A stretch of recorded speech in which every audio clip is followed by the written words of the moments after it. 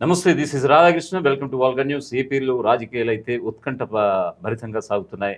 ప్రధానంగా అయితే మొన్నటి వరకు బీజేపీ నూరెత్తినటువంటి ఇటు వైఎస్ఆర్ కాంగ్రెస్ పై విమర్శల జల్లు అయితే కురిపించింది. మొన్న అమిత్ షా, నిన్న ప్రధాని మోదీ.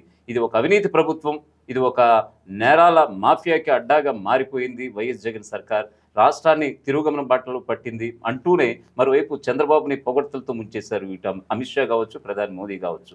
చంద్రబాబు హయాంలోనే ఏపీ అభివృద్ధి అంటూ కూడా వాళ్ళిద్దరూ చెప్పినటువంటి పరిస్థితి. సో ఈ క్రమంలో మొన్నటి వరకు వైఎస్ఆర్సీపీ గ్రాఫ్ ఇంతవరకు ఉన్నది అమాంతం పడిపోవడం గల కారణం ఏంటి? మరోవైపు ల్యాండ్ టైటిలింగ్ యాక్ట్ అనేది జగన్పై ఎంతవరకు ప్రభావం చూపే అవకాశం ఉంది?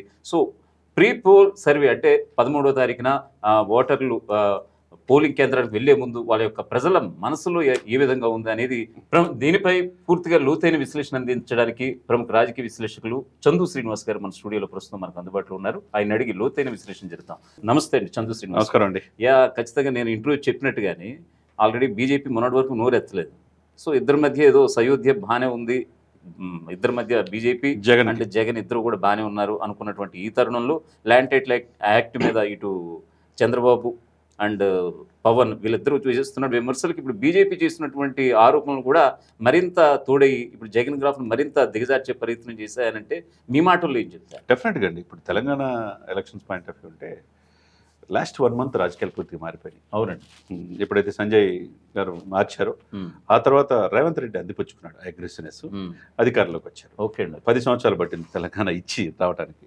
ఇక్కడ సేమ్ అదే అవకాశాన్ని 15 రోజుల రాజకీయాలు మారిపోయినాయి ఆంధ్రప్రదేశ్. మొన్నటిదాకా నువ్వు నాకు పోటీ ఎవరు లేరు, సింహం సింగిల్గా వస్తుందని చెప్పిన వ్యక్తికి అనుకునే విధంగా ఈ ల్యాండ్ సీడింగ్ యాక్ట్ కావచ్చు, అనేక పనులు అంటే ఆంధ్రప్రదేశ్ ప్రజలకి వై నాట్ 175 అని చెప్పి అధికారంలోకి ఇప్పుడు మళ్ళీ రావాలని అనుకుంటున్నాడు. నాకు మంచి పరిపాలన అండి, 20 మంది ఎంపీలు అండి, మీకు స్పెషల్ స్టాటస్ తీసుకొస్తా, పోలవరం పూర్తి చేస్తా, దశల వారి మధ్య నిషేధం, ఇవన్నీ కూడా చాలా చెప్పిన మాటలు. అవన్నీ కూడా ఆచరణలో బటన్ నొక్కారు పథకాలు అన్నీ. కానీ అవి ఎవరు డబ్బు అనేది ప్రజల్లో కూడా కలిగింది. అదొకటి. రెండో పాయింట్ ఏంటంటే ఆంధ్రప్రదేశ్ ప్రజలు దేశంలో రాజధాని లేని రాష్ట్రంగా ఏదైనా ఉందంటే అది ఆంధ్రప్రదేశే కనపడుతుంది. ఇదొక ఇన్స్టెంట్లో ఈ 15 రోజుల్లో కంప్లీట్గా మీరు అన్నట్టు మోదీ గారు ఈ ప్రపంచంలో ఆదరణ పొందిన మోదీ, ఈ దేశంలో అన్ని రాష్ట్రాలు తన వైపు తిప్పుకునే మోడీ గారు 400 సీట్లకి దగ్గరలో 3వసారి ప్రధానమంత్రి అవడానికి సన్నద్ధమవుతున్నాడు. అయ్యే పరిస్థితి స్పష్టంగా కనపడుతుంది. ఎందుకంటే దేశం సుస్థిరతమైన ఇదిని కోరుకుంటుంది, బాంబుదారులు కోరుకోవట్ల. ఈ స్వేచ్ఛావాయువులు పీల్చుకోవడానికి దేశ ప్రజలు ఉన్నారు. ప్రపంచంలోనే 145 కోట్లతో అగ్రభాగాన్ని ఉన్న ఈ దేశం సమర్థవంత నాయకత్వం కోరుకోవడం తప్పలేదు. అటువంటి మోడీ గారు చిలకలూరిపేట బొప్పుడి సభలో జగన్మోహన్ రెడ్డి గారు ఏం మాట్లాడలేదు. ఇప్పటికీ జగన్తో సఖ్యత ఉన్నారు అనేది రాంగ్. ఇది వెళ్ళిన మాట వాస్తవే. కూటమితో వెళ్తున్నారా కానీ అనుకున్నంత అక్కడ లేదు అని చెప్పి అనుకున్నారు. ఎప్పుడైతే రెండో విడత మోదీ గారు ఎంటర్ అయ్యారో కంప్లీట్ చేంజ్ అయిపోయింది. ఎందుకంటే అధిష్టానం, ఆ బీజేపీ అధ్యక్షురాలు పురంధేశ్వరి వ్యవహార శైలిలో కావచ్చు, అంతకుముందు సమర్థవంతంగా పరిపాలన బాధ్యతలు కన్నా లక్ష్మణ విషయంలో, సోమవీర్రాజు విషయంలో అంతగా బీజేపీ ముందుకు తీసుకెళ్లారు. పురంధేశ్వరి గారు ఫ్రీ హ్యాండ్ ఇచ్చారు అనుకోవాలి. ఆమె డైరెక్ట్గా మద్యం దుకాణాల దగ్గరికి వెళ్ళి పగలగొడటం, కాగ్ నివేదికలో 2.5 లక్షల కోట్ల అప్పుని ఇంకో 8 లక్షల కోట్లు తీసుకెళ్లారని చెప్పడం గారు అగ్రెసివ్గా వెళ్ళారు. అంటే ఆమెకు ఒక డెక్షన్ ఉంది బాగా హిందీ మీద. కానీ ఆల్రెడీ మంత్రిగా సెంట్రల్ మినిస్టర్గా చేసింది, ఎన్టీ రామారావు గారు పూర్తిగా ఉంది కాబట్టి ఆమె డైరెక్ట్గా వెళ్తుంటే అటాక్ అంటే ఇది బీజేపీ నిజంగా చేస్తుందా అనేది అనుమానం కొంతమంది ఉంది. పురంధేశ్వరి గారితో కొద్దిగా ఓకే వీళ్ళు స్ట్రాటజీ మార్చుకున్నారనేది. ఎప్పుడైతే రెండో విడత వచ్చారో ఒకవైపు అమిత్ షా స్టార్ట్ చేశాడు భ్రష్టాచార గవర్నమెంట్ అని, ఒకవైపు రాయలసీమ నుంచి స్టార్ట్ చేశాడు, మీ జాతకాలని మాకు తెలుసు అని చెప్పి అన్నాడు. ఒకవైపు జగన్మోహన్ రెడ్డి గారికి ఏదైతే అత్యంత సన్నిహితులుగా భావించి ఉన్నారు డీజీపీ రాజేంద్రనాథ్ రెడ్డి గారు కావచ్చు, సీతారామంజనేయులు కావచ్చు, తర్వాత క్రాంతి రాణా టాటా కావచ్చు, జాషువా గారు లాంటి, అమ్మిరెడ్డి గారు లాంటి వాళ్ళు, వీళ్ళందరూ కూడా జగన్ గారు ఏది చెప్తే తినేవాళ్ళు. ఆ భావనతో మొదటి నుంచి కూడా రిప్రజెంటేషన్ ఎలక్షన్ కమిషన్కి ఇచ్చినా, సెంట్రల్ గవర్నమెంట్ ఇచ్చినా ఎటువంటి చర్యలు తీసుకోవట్లేదని చెప్పి అనుకున్నారు. ఎప్పుడైతే మోదీ ఎంటర్ కాకముందు అమిత్ షా ఎంటర్ అవుతాడండి. మీరు చూడండి స్ట్రాటజీ వాళ్ళు ఏ రాష్ట్రానికి ఎదురైనా దీర్ఘకాలికమైన దృష్టితో చూస్తారు. అంతే, ఎవరు పంపిస్తారు. అమిత్ షా ఎంటర్ అయిన తర్వాత కంప్లీట్ చేంజ్ అయ్యింది. ఒకళ్ళ తర్వాత ఒకళ్ళు అందరినీ మార్చారు. సరే, ఇంకొక విషయం ఇక్కడ ప్రధానంగా ఏంటంటే బీజేపీ కావాలనే విమర్శలు ఎక్కుపెట్టింది. అది కూడా తన యొక్క ఇంటెలిజెన్స్ రిపోర్ట్ తోటే, అంటే వైఎస్ఆర్సీపీ గ్రాఫ్ పడిపోయింది, కూటమికి బాగుంది. సో ఈ క్రమంలో విమర్శలు చేయడానికి మనం ఇంకా వెనకాడగాల్సిన అవసరం లేదు. అంతే కదా. ఎందుకంటే ఒక బెస్ట్ ఫిగర్ అయితే ఇప్పుడు వైఎస్ఆర్సీపీ దక్కించుకున్నటువంటి పరిస్థితి అయితే బీజేపీ అది గ్రహించింది. సో ఈ క్రమంలోనే విమర్శలు ఎక్కుపెట్టింది, ముందుగానే రిజల్ట్ రాకముందే. సో పరోక్షంగా వైఎస్ఆర్సీపీ ఓటమిని ముందే గ్రహించింది బీజేపీ. డెఫినెట్ గా వాళ్ళకున్న ఇంటెలిజెన్స్ బ్యూరో వర్గాలు ఉంటాయి సార్, ఎప్పటికప్పుడు ఉంటాయి. ఈ పరిపాలన అంతకుముందు 25 ఎంపీలకు 22 ఇచ్చారు, 150 ఎమ్మెల్యే సీట్లు ఇచ్చారు. ఏ రోజు కూడా ఆయన స్పెషల్ స్టేటస్ విషయంలో కావచ్చు, రాష్ట్రానికి కావాల్సిన కావచ్చు, ఎప్పుడు సెంట్రల్ని ఇబ్బంది పెట్టాల. నిన్న జరిగిన ఒక ఇంటర్వ్యూలో కూడా చెప్తున్నాడు, మాకు మేము ఏదైనా పార్టీలు ఏదైనా కావచ్చు, రాష్ట్రాల విషయంలో వాళ్ళకి కావాల్సిన విషయంలో ఎప్పటికప్పుడు సహాయం చేస్తూ ఉంటాం, ఎలక్షన్ వరకే ఇది అని చెప్పాడు. ప్రాంతీయ పార్టీలకు ఆ రాష్ట్రాల స్వేచ్ఛ ఉంటుందని చెప్పారు. ఆ విషయంలో జగన్మోహన్ రెడ్డి గారు మేము చేసిన బిల్లుల విషయంలో మాకు ఆమోద ముద్ర మద్దతు తెలియజేశారే, కానీ మా ఎన్డీలో భాగస్వామ్యం కాదు అతను. జగన్మోహన్ రెడ్డి ఓడిపోయే పరిస్థితి వచ్చేసింది అని సాక్షాత్తు బీజేపీ అంగీకరించింది. మోదీ గారు చెప్పారంటే అర్థం చేసుకోండి. వాళ్ళు ఏంటంటే దీర్ఘకాలికమైన దృష్టి, వాళ్ళు తాత్కాలికమైన ఇది ఉండదు, ఫ్యూచర్ ఏంటనేది ఆలోచిస్తారు. వాళ్ళు అవినీతి మరక అంటున్న విధంగా ఉంటుంది. వాళ్ళకున్న అన్ని వర్గాల సోర్సెస్ ద్వారా నివేదిక తెప్పించుకుంటారు. ఎప్పుడైతే ఆట స్టార్ట్ చేయాలో అప్పుడే ఆట స్టార్ట్ చేస్తారు. సార్ ఇక్కడ బీజేపీ డ్యూల్ రూల్ మీకు కనిపించడం లేదా? అంటే పోలవరం విషయంలో ఏటీఎం కార్డులో యూజ్ చేసుకున్నాడని ఒకవైపు చంద్రబాబుని ఆనాడు మీకు తెలియదు కాదు, మరోవైపు ఈనాడు ఒకవైపు వారం 10 రోజుల క్రితం అమిత్ షా కావచ్చు, ప్రధాని మోదీ కావచ్చు, అదే పోలవరాన్ని పునారెల్లిలా చేసేసేటట్టు కూడా జగన్ పైన ఆరోపణలు, చంద్రబాబు హయాంలో రాష్ట్రం సుభిక్షంగా ఉందని మరోవైపు పొగడతల వర్షం. అక్కడ డ్యూయల్ రూల్ ఏ విధంగా అర్థం చేసుకోవాలి? రాజకీయాల్లో ఎట్లా ఉంటుంది తెలిసిపోతుంది కదా సార్. శాశ్వత మిత్రులు శాశ్వత శత్రులు ఎవరు ఉండరు. ఈ 7 సంవత్సరాల్లో ఏ రోజు అపాయింట్మెంట్ లేదు చంద్రబాబు నాయుడు గారు. ఓకే, మరి పవన్ కళ్యాణ్ గారు 2 years క్రితం ఒకటి అనుకున్నాడు. అతను ఏమనుకున్నాడు, ఓటు చెల్లకుండా రాజకీయం చేద్దాం, జగన్మోహన్ రెడ్డి గారు గది దించుతాం, దీంట్లో ఎటువంటి భేషజాలు వద్దు, ముందు ఈ ప్రభుత్వాన్ని పడగొట్టాలని నిర్ణయించుకున్నాడు. దాంతో బీజేపీ పెద్దలను ఒప్పించాడు. బీజేపీ పెద్దలను ఒప్పించిన తర్వాత బీజేపీ మొదట్లో ఒప్పుకోవాలి చంద్రబాబు నాయుడుతో కలవటానికి. ఎందుకంటే చంద్రబాబు నాయుడు ఇదే మోదీ గారిని విమర్శించిన వ్యక్తి, అంతే కదా. ఇదే అమిత్ షా గారి మీద దాడులు కూడా జరిగినాయి గతంలో, మనం చూసాం చాలా ఇన్సిడెంట్స్. ఈ అన్నిటికీ ఏంటంటే వాళ్ళు దీర్ఘకాలిక ప్రయోజనాల పాయింట్ ఆఫ్ వ్యూలో కొన్ని తెలుసు ఎగనెస్ట్గా చేశారని ఉద్దేశం, కానీ కొన్ని సమయంలో ప్రజల యొక్క పల్స్ని బట్టి ఇదిని బట్టి వెళ్తారు తప్పితే శాశ్వత శత్రులు రాజకీయాలు, మీరు మళ్ళీ చెప్తున్నారు, శాశ్వత శత్రులు శాశ్వత మిత్రులు ఎవరుండరు. ఆ పాయింట్ ఆఫ్ వ్యూ ఇప్పుడు చంద్రబాబు విషయంలో తీసుకున్నారు. ఏమన్నారు, ఆంధ్రప్రదేశ్ చంద్రబాబు నాయుడు గారు ఉన్నప్పుడు అభివృద్ధిలో అగ్రభాగాన ఉన్నది, ఇప్పుడు అవినీతిలో అగ్రభాగాన జగన్మోహన్ రెడ్డి గారి హయాంలో ఉందని చెప్పేసి సాక్షాత్తు రోడ్ షోలో మోదీ గారు చెప్పేశారు. అదేవిధంగా భ్రష్టాచార గవర్నమెంట్ ఒక్కొక్కరిని కౌంట్ డౌన్ స్టార్ట్ అయిందని చెప్పి అమిత్ షా గారు చెప్తున్నారు. ఒకవైపు అమిత్ షా గారు సెంట్రల్ మినిస్టర్స్, ఒకవైపు పురంధేశ్వరి, ఇంకోవైపు పవన్ కళ్యాణ్ గారు, ఒకవైపు మోదీ. చివరికి రోడ్ షోలో క్లారిటీ ఇచ్చేశారు ఏంటంటే ఈ రోజు నుంచి కౌంటర్ స్టార్ట్, ఎన్డీఏ దీనికి చికిత్స అందిస్తుంది. ఈ అవినీతి మార్క ఆంధ్రప్రదేశ్ అగ్రగా బాగా ఉండాల్సింది, పోలవరం విషయంలో నిర్లక్ష్యం చేశారు.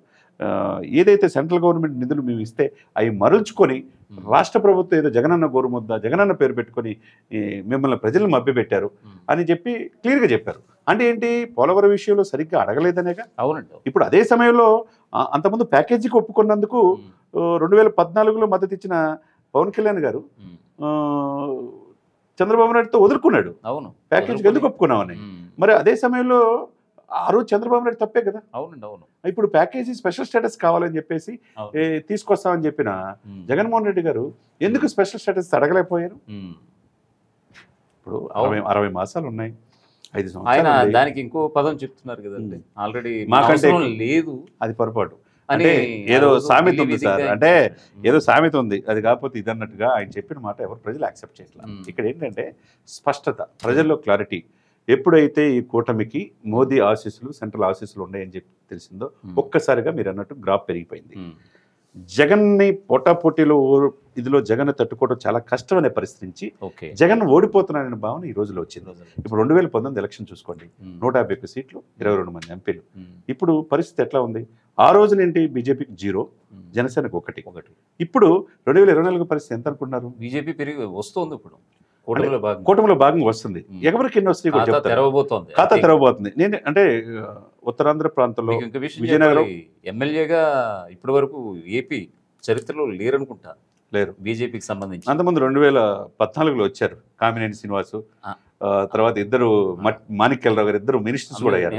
13 మంది అప్పుడు పోటీ చేసినప్పుడు. అప్పుడు పవన్ కళ్యాణ్ పోటీ చేయాలి. అవును, అప్పుడు ఇక్కడ ఇద్దరు మినిస్టర్స్ అయ్యారు బీజేపీ నుంచి. ఇక్కడ ఏంటంటే పరిస్థితి అండి, నేను రాయలసీమలో కడప, కర్నూలు, అనంతపురం, తిరుపతి కూడా వెళ్ళొచ్చా, ఎలా ఉంటుంది పరిస్థితి తెలుసుకుందామని ఒక విశ్లేషకుడిగా, ఒక లామెన్ గా. అదేవిధంగా విజయవాడ, కృష్ణా జిల్లా, గుంటూరు, ఒంగోలు, నెల్లూరు కూడా పోయి వచ్చా. ఆ తర్వాత ఉత్తరాంధ్రలో విజయనగరం, విశాఖపట్నం, శ్రీకాకుళం చూసారు. తర్వాత మా గోదావరి జిల్లాలో ఎలా ఉంటుంది, ఈ గోదావరి జిల్లాలో డిసైడ్ చేస్తారు ఏ ప్రభుత్వ అధికారులు. 34 స్థానాలు చాలా కీలకం, మీకు తెలియని అంశం కాదు. ఏంటి పవన్ ప్రభావం ఎలా ఉంటుంది, పిఠాపురంలో గెలుస్తాడు అని చూశాను నేను. చూసిన తర్వాత ఆ పాయింట్ ఆఫ్ వ్యూ ఇప్పుడు ఎట్లా ఉందంటే, ఉభయ గోదావరి జిల్లాలో 34 నియోజకవర్గాల్లో కూటమి ఈ రోజున వస్తే గనక శ్రీకాకుళం నుంచి మొదలు పెడతాం.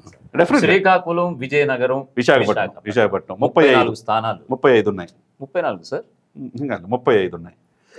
విజయనగరం 9, విజయనగరం 9, శ్రీకాకుళం పాయింట్ ఆఫ్ వ్యూలో అంటే క్లారిటీగా ఉన్నాయి. శ్రీకాకుళం ఒక విశాఖపట్నం విన్నారు, శ్రీకాకుళం, ఇచ్చాపురం, హెచ్చర్ల, ఆమదాల వలస, పాలకొండ, విజయనగరం, కురుపాం, సారథిపురంలో, నెల్లిమర్ల, మొత్తం కలిపి 35 సార్. 11 + 4 15 అంతే, 35. ఎందుకంటే ఉభయ గోదావరి 34 అండి, ఉత్తరాంధ్ర 35, తర్వాత 52 రాయలసీమ, ఈ కోస్తా 54, 175. కాబట్టి ఉత్తరాంధ్రలో వెళ్దాం. ఉత్తరాంధ్రలో వెళ్తే ఒకప్పుడు ఉత్తరాంధ్రలో ఆయనకి చాలా సీట్స్ బాగా వచ్చినాయి.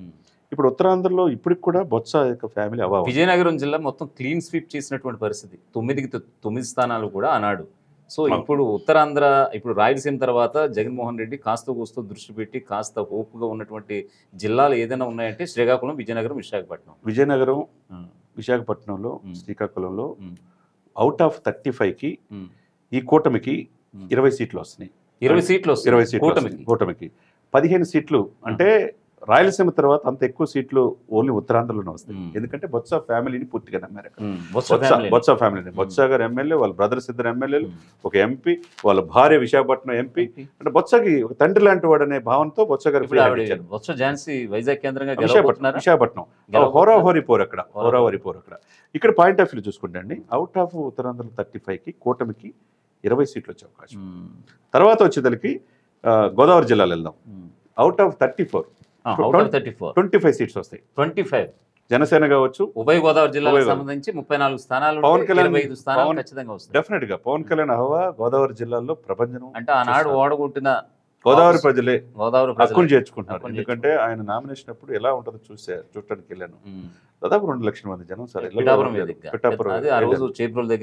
నిన్న అంతకు మించి గొల్లపురం నుంచి చేబ్రోలు వరకు, పిఠాపురం వరకు చూసా. 13 కిలోమీటర్లు ఇసుకేస్తారు వాళ్ళంత జనం. ఈ రోజు కూడా, నిన్న కూడా అదే ర్యాలీలో అంతకు మించి. ఈ రోజు రామచరణ్ కూడా వెళ్ళాడు. ఒకవైపు మార్నింగ్ అలాగే సురేఖ గారు వెళ్ళారు. కుకుటేశ్వర టెంపుల్లో పూజలు అయిపోయిన తర్వాత పవన్ కళ్యాణ్ గారు కలుస్తారని చెప్పి అనుకున్నారు. ఆయనకు మద్దతు తెలియజేస్తారు. ఉదయం బాబాయ్ కోసం అబ్బాయి, మధ్యాహ్నం వంగ గీత కోసం చివరి ప్రసంగం జగన్ గారు. సార్ ఇక్కడ ఒక విషయం చెప్పాలి, మనం ఇంకా మిగతా జిల్లాల్లోకి వెళ్లే ముందు ఆల్రెడీ ఒక ఇంటర్వ్యూ ఇచ్చిన కిషన్ రెడ్డికి ఇంటర్వ్యూ అనంతరం కూడా ఆయన ఏదో స్టేట్మెంట్ ఇచ్చినట్టుగా ఉన్నారు. నేను రాజకీయాలకు అతీతం అని చెప్పడం, పవన్ నన్ను ఏం పిలవలేదు కాబట్టి నేనేమి వెళ్ళేది లేదంటూ కూడా చెప్పడం. అంటే ఇక్కడ గుర్తుపెట్టుకోండి సార్, రాజకీయాల్లో ఆయన ఏంటంటే రాజకీయాలు దూరంగా ఉండాలన్నాడు. పవన్ నేను సాధించలేదు, పవన్ సాధిస్తాడు, తమ్ముడుగా నా ఆశీస్సులు ఎప్పుడు ఉంటాయి అన్నాడు. పవన్ పిలవలేదనుక నిజంగా పవన్ పిలవడు. అదే అది రామచంద్ర పిలవడు, తర్వాత ఎవరిని పిలవడు. అదే వ్యక్తిగతంగా ఇష్టం ఉంచి వెళ్ళాలి. ఎందుకంటే ఎవరిని ఇబ్బంది పెట్టకూడదని నేచర్ పవన్ది. మరి చిరంజీవి కూడా అదే విధంగా వెళ్ళాలిగా. ఇక్కడ ఏమైందంటే, ఇక్కడ ఆయన కోసం ఒక వీడియో బయట ఇచ్చారు. సీఎం రమేష్ పక్కన పెట్టుకుని సీఎం రమేష్, పంచకల రమేష్ విశ్వేశ్వర రెడ్డి గారికి ఇచ్చారు. చివరికి మీరు అన్నట్టు రాజకీయాలకు అతీతం ఇక్కడ ఏంటంటే ఓటేయండి అని చెప్పినప్పుడు ఇప్పుడు అటు అనుకుంటే వెంకయ్యనాయుడు రాజకీయాలు బీజేపీ నుంచి వచ్చిన వ్యక్తి కదా, ఉపరాష్ట్రపతి అయ్యారు కదా. అవునండి. మళ్ళీ ఉపరాష్ట్రపతి పదవి విభాషణ తీసుకున్నాడు కదా. ఇప్పుడు వెంకయ్యనాయుడు గారు చంద్రబాబు నాయుడు గారికి సఖ్యత ఉండడంటారా? చీఫ్ జస్టిస్ గా ప్రమాణం చేసి బయటకు వచ్చిన ఎన్వి రమణ ఉండరంటారా? ఇవన్నీ ఉంటాయి. ఇక్కడ ఏంటంటే రాజకీయాలు వేరు, ఏదైనా సొంత కుటుంబ సభ్యులు కూడా ఎవరిని వదులుకోరు. ఇక్కడ నా తమ్ముడు ఆశీస్సులు నా ఆశీస్సులు ఎప్పుడూ ఉంటాయి, కానీ రాజకీయాలు నేను ప్రచారం చేయను. అది మీడియాలో వచ్చిన ప్రచారం మాత్రమే తప్పితే నేను డైరెక్ట్ ఎలక్షన్స్లో నేను ఒకళ్ళకి సపోర్ట్ చేయమని చెప్పను అన్నాడు.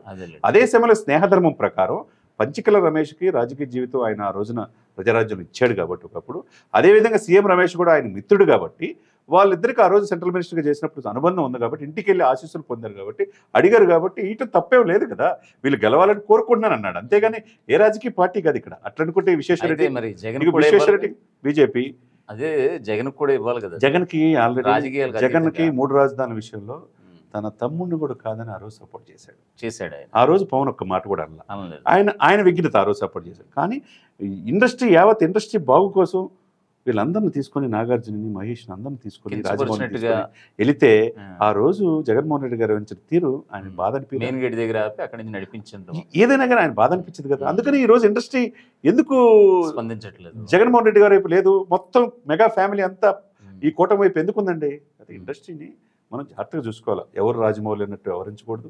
ఎవరు నా కన్న తల్లి లాంటి పొజిషన్లో ఉన్నారు. కొద్దిగా మీరు చూడండి, నేను అంత బతిలాడితే 4 దశాబ్దాల అనుభవం ఉండి ఆబాల గోపాలని అలరించి దేశంలోని అత్యున్నతమైన పురస్కారం పద్మవిభూషణ్ పొందిన మెగాస్టార్ గారినే మీరు అంత బతిలాడించుకున్నారంటే ఏంటి సార్ అది? అందుకనే వీళ్ళంతా ఏంటంటే మంచి పరిపాలన ఆంధ్రప్రదేశ్ ప్రజలు బాగుండాలని కోరుకోవడం తప్పలేదు. ఆ విధంగా నిన్న ఎయిర్పోర్ట్లు దిగినప్పుడు అవన్నీ ఉద్దేశించి టిట్ ఫర్ టాట్ లాగా ఇప్పుడు చిరంజీవి వ్యవహరిస్తున్నారా అనేది కూడా ఉంది. ఎవరి టైం వాళ్ళకి వచ్చినప్పుడు వాళ్ళు ఎవరిస్తారు, తప్పలేదు. ఆయనకి పద్మవిభూషణ్ వచ్చిన తర్వాత సార్ మీకు ఒక మిగిలింది భారతరత్న అన్నాడు. మన అవార్డుల కోసం పోతే రాదు, అది టైం వచ్చినప్పుడు వస్తుంది అన్నాడు. అదే సమయంలో మీరు ఎందుకు పిఠాపురం వెళ్ళారు? నేను పిఠాపురం వెళ్తానని ఎప్పుడు చెప్పలేదు, రాజకీయాలు దూరం అన్నాడు. అదే సమయంలో స్నేహితులు కుటుంబ సభ్యులకు ఆశీస్సులు ఎప్పుడు ఉంటాయి, అది తప్పేం కాదు కదా. ఎన్టీఆర్ కి భారతరత్న ఇవ్వాలంటూ కూడా ఈ మధ్య స్టేట్మెంట్ పాస్ చేశారు. ఎన్నాళ్ళ నుంచి ఏమి ఆయన గుర్తు రాలేదు ఎన్టీఆర్. అట్టడు కూడా పివి నరసింహారావు విషయంలో కాంగ్రెస్ ఎందుకు నిర్లక్ష్యం చేసింది? పివి నరసింహారావు భారత అక్కడ ఘాటే పెట్టలేదు. మరి భారతరత్న ఎందుకు ఇచ్చారు బీజేపీ? అక్కడ ఏంటంటే రాజకీయాలు వేరు, వ్యక్తులు. ఏ రోజు విధంగా పద్మవిభూషణ్ బీజేపీ అవార్డ్స్ తోటి పాలిటిక్స్ చేస్తుందని చాలా మంది అంటున్నారు. అవి పొరపాటు అండి. కాంగ్రెస్ అప్పుడు అవార్డులు వాళ్ళకి అనుగుణంగా ఉన్నాళ్ళు ఎప్పుడే ఇచ్చారు కాంగ్రెస్. బీజేపీ చిరంజీవి అర్హుడా అంటూ కూడా చాలా మంది స్టేట్మెంట్స్ కూడా పాస్ చేశారు. అంటే ఆ అర్హుడా అనే వాళ్ళకి పాపం వాళ్ళ ఇంట్లో వాళ్ళ ఫ్యామిలీ మెంబర్స్ వాళ్ళ మాట వినరు, మీడియాలో ఏదో చెప్తారు తప్పితే 4.5 దశాబ్దాల అనుభవంలో ఒక స్వయం కృషి, ఒక రుద్రవేణ, ఒక స్వాతిముత్యం, ఒక హిట్లరు, ఒక స్టాలిన్ సమాజానికి మేలు చేశాడు, కీడు చేయలేదే. ఒక బ్లడ్ బ్యాంక్ పెడితే అబ్దుల్ కలాం లాంటి వాళ్ళు వచ్చి దేశానికి రాష్ట్రపతి. ఈరోజు నేషనల్ టెక్నాలజీ డే అండి, మే 11, మే 13 అణుపరీక్షలు చేసిన రోజు. అటువంటి అబ్దుల్ కలాం గారి నేతృత్వంలో జార్జ్ ఫెర్నాండెస్, అటల్ వాజ్పేయి ఈ రోజు ప్రపంచం అంతా భారతదేశం వైపు ఒక్కసారిగా చూసింది. అమెరికా మేమే టాప్ అనుకునే పరిస్థితి ఈ రోజు వాజ్పేయి యొక్క చొరవతో ఆ రోజు చేశారు అణుపరీక్షలు. అటువంటి అబ్దుల్ కలాం గారు బ్లడ్ బ్యాంక్ వచ్చి ఏం చెప్పాడు? ఎంతో మంది నటులు ఉండొచ్చు, యాక్టర్లు ఉండొచ్చు, మీరు చరిత్రలు నిలిచిపోతారు, లక్షలాది మందిని కాపాడుతున్నారు, బ్లడ్ బ్యాంక్ పెట్టారు. ఒక బ్లడ్ బ్యాంక్ పెట్టలేదా? ఒక ఐ బ్యాంక్ పెట్టలేదా? కరోనా టైంలో వేలాది మంది 24 క్రాఫ్ట్స్ సినిమా పరిశ్రమలకి సహాయం చిరంజీవి గారు చేయలేదా? రెమెడిసివిర్ ఇంజెక్షన్ దొరక్క చనిపోతుంటే వాళ్ళందరికీ ఇంజెక్షన్ ఫ్రీగా ఇవ్వలేదా?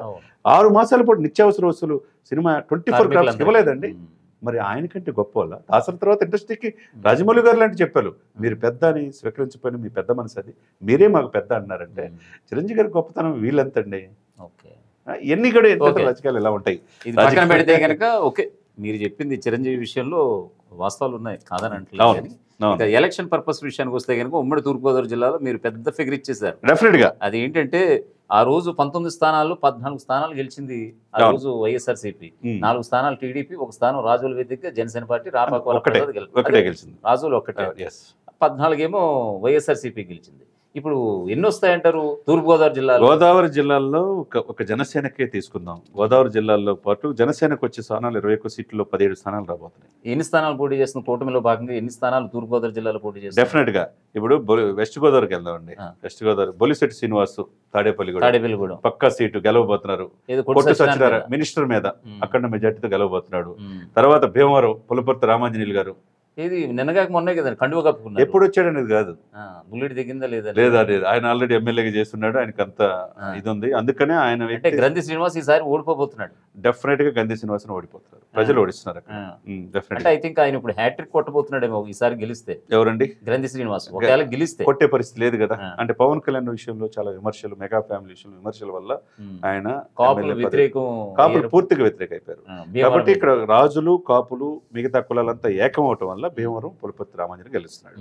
తర్వాత నర్సాపురం బొమ్మిడి నాయకరు, ఆయన స్వల్ప మెజార్టీతో 4,000 ఓట్లతోనే అంతకుముందు ప్రసాద్ రాజు గెలిచాడు. ఇప్పుడు అక్కడ చాలా బాగుంది పూర్తిగా ఎందుకంటే ప్రసాద్ రాజు గారు ఓడిపోయే పరిస్థితి 100% వచ్చేసింది. ఎందుకంటే ఒకవైపు కొత్తపల్లి సుబ్బరాయుడు మాజీ మంత్రి ఎంపీగా చేసిన వ్యక్తి అవుట్ రైట్ గా సపోర్ట్ చేస్తారు. అతనికంటూ సాలిడ్ ఓటు బ్యాంక్ ఉంది.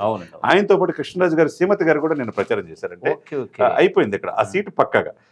మత్స్యకారులంతా యావత్ నటులు నర్సాపురమే కాకుండా మిగతా ప్రాంతాల్లో కూడా మత్స్యకారు ప్రభావితం. సో బొమ్మిడి నాయకర్ విజయం ఫలితం రాకముందే విజయం తథ్యం. తర్వాత ఉంగుటూరు పంచకర్ల ధర్మరాజు ఆయన కూడా ఓవరావర్లో గెలుస్తున్నాడు. తర్వాత పోరవరం ఈస్ట్ గోదావరి వచ్చేసరికి సార్ ఉండి రఘురామకృష్ణరాజు అక్కడ రామరాజుకు తప్పించి ఇవ్వడం జరిగింది. ఊహించిన విధంగా నర్సాపురం ఎంపీ అనుకున్నాడు, పాపం బీజేపీ యాడ్ ఇచ్చిందన్నారు. టీడీపీ అక్కడ పరిస్థితి ఏమై ఉండి అంటే ఆయనకి ఎట్టి పరిస్థితుల్లో ఈ కూటమి కలయిక కోసం, ఈ 3 పార్టీల కలయిక కోసం డెఫినెట్ గా ఆయన కృషి అనలేనిది. జగన్మోహన్ రెడ్డి గారు డైరెక్ట్ గా అటాక్ చేసి తన పక్కలో బలిలాగా 4 సంవత్సరాలు ఢిల్లీలో ఉండి పాపం ఎంపీగా గెలిచి తన నియోజకవర్గానికి 4 సంవత్సరాలు పట్టిందంటే ఎంత దారుణం అండి. 1000 కోట్ల ఆస్తులున్నా ఆయన నియోజకవర్గం ఆయన చూసుకోలేపడా, ఎప్పుడు అరెస్ట్ చేస్తాడు భయం. రకంగా జగన్మోహన్ రెడ్డి గారికి టార్చర్ పెట్టి ఒకటేమో మీరు ఇలా అంటున్నారు, అక్కడేమో స్థానికంగా విమర్శలు ఏంటంటే వైఎస్ఆర్సీపీ చేసినట్టు ఎంపీగా గెలిచాడు కానీ ఏనాడైనా నియోజకవర్గానికి వచ్చాడంటూ రానిలేదు సార్. సాక్షాత్ ముఖ్యమంత్రి గారు రానినప్పుడు ఆయన ఏం చేస్తారు సార్? అవును, ఆయన పరిధిలో ఎంపీ నిధులు చాలా వరకు చేశాడు. అది ఇక్కడ రేపు ఉండిలో కూడా గెలవబోతున్నాడు. అంతకు ముందుకెళ్ళి ఉండిలో గెలవబోతున్నాడు, డెఫినెట్ గా గెలుస్తాడు. రామరాజు ఆశీస్సులు ఉంటాయి, రామరాజు తప్పకుండా ఆయన ఎమ్మెల్సీ చేస్తున్నారు. ఆయన ఆశీస్సులు ఉండే ఇంకొక స్టెప్ ముందుకెళ్ళి చాలా మంది కొంతమంది అనుకుంటారు ఆయన స్పీకర్ గా చేస్తారని కూడా అనుకుంటున్నారు.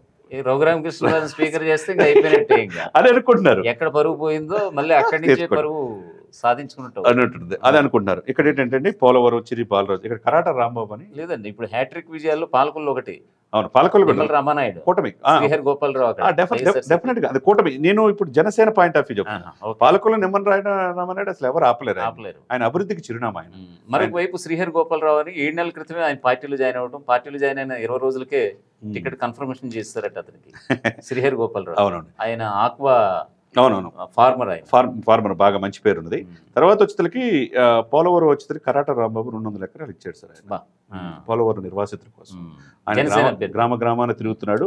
ఆయన బలపరిచిన అభ్యర్థి చిరి బాలరాజు, ఆయన డెఫినెట్ గెలవచ్చు. అంటే ఇక్కడ ఓవరాల్ గా ఏంటంటే గోదావరి జిల్లాలో ఎక్కువ సీట్లు వచ్చే అవకాశాలు. పిఠాపురం పవన్ కళ్యాణ్ గారు ఖచ్చితం 60,000 నుంచి 80,000 మెజార్టీతో గెలవబోతున్నాడు. ఇది గెలుపు ఎవరు ఆపలేదు. ఓటుకు 10,000 నుంచి ₹1,00,000 ఇచ్చిన పవన్ కళ్యాణ్ గెలుపు నల్లేరిపోయినాడు. అక్కడ మిథున్ రెడ్డిని దింపారు సార్, మిథున్ రెడ్డిని, ద్వారంపూడిని, ఇంకో రెడ్డి గారిని ఎవరిని దింపినా, ముద్రగడ్డిని దింపినా పాప ముద్రగడ్డి దింపితే వాళ్ళ కూతురు ఆమె లేదు. సరే, ఏదేమైనా కానీ పిఠాపురం గెలుపు, ఆయన గెలుపు ఎవరు ఆపలేదు. అసెంబ్లీలో అడుగు పెట్టబోతున్నాడు. ఆయనతో పాటు 16 మంది ఎమ్మెల్యేలని, 17 మంది ఎమ్మెల్యేలతో చాలా కీలకమైన పొజిషన్లు జనసేన ఉండబోతుంది. ఇకపోతే ఇటు సైడ్ కాకినాడ రూరల్ పంతో నానాజీ గెలుస్తున్నాడు ఉభయ గోదావరి జిల్లాలో. తర్వాత కాకినాడ రూరల్ తర్వాత రాజానగర్ బొత్తుల రామకృష్ణ గెలుస్తున్నాడు పక్క. తర్వాత ఈయన జక్కంపూడి రాజా మంచోడే కాబట్టి, కానీ కూటమి ఇదిలో ఓడిపోబోతున్నాడు. ఇప్పుడు ఇవన్నీ కూడా ఇక్కడ రాజులు వచ్చేసరికి రాజులు ఒకటి చాలా ఇది జనసేన ఓడిపోతుంది. దేవి వరప్రసాద్ అతను మొదటి నుంచి చేసేవారు కాదని చెప్పి ఇతనికి ఇచ్చారని చెప్పి ఉద్దేశంతో కేటర్ సరిగ్గా లేదు, అది ఓడిపోయేది. తర్వాత పి కన్నవరం, గొల్లపల్లి సూర్యారావు గెలుస్తున్నాడు. అక్కడ గొల్లపల్లి సూర్యారావు గెలిచే అవకాశం. ఓవరాల్ గా ఏంటంటే పి కన్నవరం, గిడ్డి సత్యనారాయణ.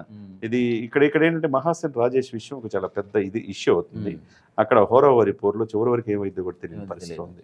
అయితే 21 స్థానాల్లో వైసీపీ జనసేన పోయేది పాలకొండ ఒకటి, నిమ్మక జయకృష్ణ ఒకటి, రైల్వే కోడూరు ఒకటి, ఇదొకటి, తర్వాత 3వది రాజోలు ఒకటి, 4 బి గన్నవరం టైట్ అనమాట.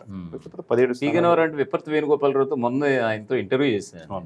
ఆయన అంటే లోపాయ్ గారిగా మామూలుగా ఆఫ్ ద రికార్డ్ పార్టీ పరంగా ఏం లేదు సార్, ఇక్కడ ఏమన్నా గెలిస్తే నాన్నగారి ఆశీస్సుల మేరకే, ఆయనకున్న మంచితనం మేరకే గెలిచే అవకాశాలు ఉన్నాయంటూ కూడా ఆయన తనయుడు చెప్పినటువంటి పరిస్థితి. వాట్ ఎవర్, ఇది కట్ చేద్దామండి మీతో అంటున్నా. అవును సరే, ఏదైతే కానీ ఇప్పుడు కోస్తాలో ఇప్పుడు గోదావరి జిల్లాలో అయిపోయింది సార్ 25 సీట్లు కొట్టే, 25 సీట్లు ఉభయ గోదావరి జిల్లాలో రాబోతున్నాయి. ఉత్తరాంధ్రలో 20 సీట్లు, 20 అక్కడికి 45 అని. తర్వాత రాయలసీమలో ఎవరు ఊహించిన విధంగా 3 స్థానాల నుంచి 26 స్థానాలకు లేదండి. కృష్ణా గుంటూరు దాని తర్వాత అంటే 3 స్థానాలు ఉన్నాయి. అవును, ఎక్కడ కృష్ణా గుంటూరు 35 కోస్తా మొత్తం అన్ని కలిపి చెప్తున్నా. కలిపి అంటే కోస్తాలో ఏమొచ్చేదానికంటే 54 స్థానాలు మొత్తం కలుపుతున్నాను నేను కోస్తా జిల్లాలన్నీ. ఓకే. ఇప్పుడు గోదావరి జిల్లాలు కలుపుతున్నాం, ఉత్తరాంధ్ర, విజయనగరం, శ్రీకాకుళం, విశాఖపట్నం మొత్తం కలుపుతున్నాం. ఉత్తరాంధ్ర కలిపి చెప్పే పాయింట్ ఆఫ్ వ్యూలో రాయలసీమ అవుట్ ఆఫ్ మనకి 52 26 సీట్లు కూటమికి వస్తుంది. ఓకే. గతంలో 3 స్థానాలకే పరిమితం అయిపోయినాయి 26 టీడీపీ. ఇప్పుడు 26 స్థానాలు, కూటమి 20 స్థానాలు, 26 స్థానాలు, 26 స్థానాలు అంటే 50-50 తప్పకుండా. అదే కదా బలం వైసీపీకి. ఆ తర్వాత ఉత్తరాంధ్ర, తర్వాత కోస్తా జిల్లాలో చాలా కీలకంగా వ్యవహరిస్తున్నారు. కోస్తా అంటే ఎక్కడి నుంచి వస్తుంది మనకి? కృష్ణా జిల్లా కావచ్చు, తర్వాత గుంటూరు కావచ్చు, ప్రకాశం కావచ్చు, అప్ టు నెల్లూరు. ఇక్కడ వైసీపీకి గడ్డుకాలం ఎందుకు అవుతుందంటే అండి, నెల్లూరులో వేమిరెడ్డి ప్రభాకర్ రెడ్డి చాలా సమర్థుడు, ఆర్థికంగా స్థితిమంతుడు. ఆయన్ని కూడా కాదనుకుని ఆయన ఫ్యామిలీ దూరం అయిపోయింది. వేమిరెడ్డి ప్రభాకర్ రెడ్డి ఒక ఇండస్ట్రియలిస్ట్ గా తెలుసు, కానీ పార్టీకి అధికార పార్టీకి ఎంతో కృషి చేశాడు సార్.